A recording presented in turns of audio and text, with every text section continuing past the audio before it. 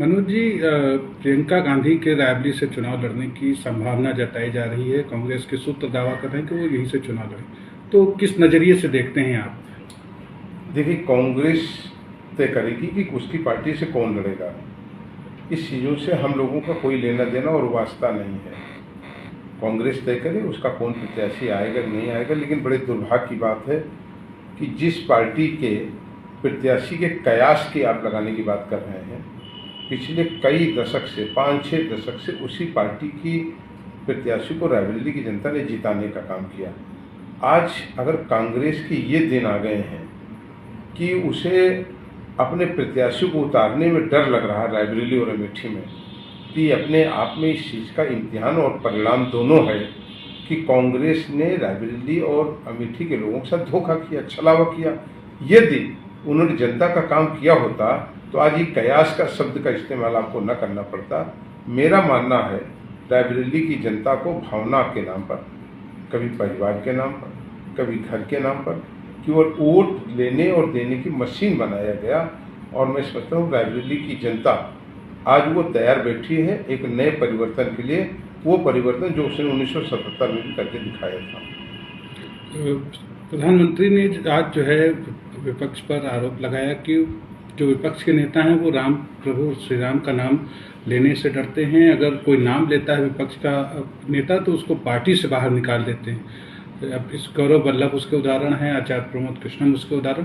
तो क्या मानते हैं कि विपक्ष को क्यों इस तरह का व्यवहार करती है, राम का नाम लेने से क्यों परहेज करती है? देखिए, भगवान प्रभु राम सबके हैं।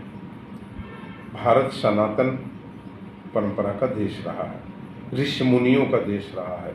एक विराट संस्कृति, सभ्यता और परंपराएं हमारे देश से निकल करके पूरे विश्व में गई हैं। और ये निश्चित रूप से बहुत दुर्भाग्यशाली और दुखदायी समय है कि जब कुछ पॉलिटिकल दल वो भगवान राम का नाम लेने पर लोगों से नाराज हो, कुछ पॉलिटिकल संरक्षित कुछ कुत्सित मानसिकता के लोग भगवान प्रभु राम, माँ लक्ष्मी, दुर्गा माता, इनके ऊपर और उनकी मर्यादा के ऊपर उंगली उठाएं, जिनकी कोई की स्वयं की एक हैसियत नहीं है। इसी उत्तर प्रदेश में एक व्यक्ति ने लगातार भगवान प्रभु राम, माँ लक्ष्मी, माँ दुर्गा के बारे में बोला और तब भी मनोज पांडे चुप नहीं बैठे हैं, उसका माकूल जवाब दिया है। हम सबका मानना है सनातन हमारी संस्कृति है, सनातन हमारा जीवन है, सनातन हमारी सोच है।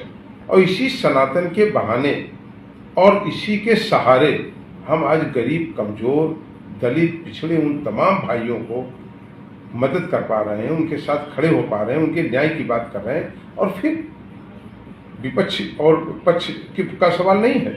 जब कोविड आया तो दुनिया के तमाम प्रगतिशील देशों घुटने टेक दिया, तभी भारत के यशस्वी प्रधानमंत्री ने भारत के 80 करोड़ लोगों को अपना परिवार मानते हुए 2 जून के खाने की व्यवस्था किया। मैं समझता हूं कि आजाद भारत में और दुनिया के सारे प्रगतिशील देशों ने टकटकी लगा करके भारत को देखा कि भारत इस संकट के समय भी एकजुट है और अपने देश के प्रधानमंत्री के नेतृत्व में लगातार उसने कोविड से लड़ाई लड़ी और उस पर पार पाई। और मैं कह सकता हूं कि भारत की वैक्सीन पूरे विश्व में मांगी गई और उसकी स्वीकारता हुई। इससे ज्यादा बड़ा और कोई उदाहरण नहीं हो सकता इस देश में।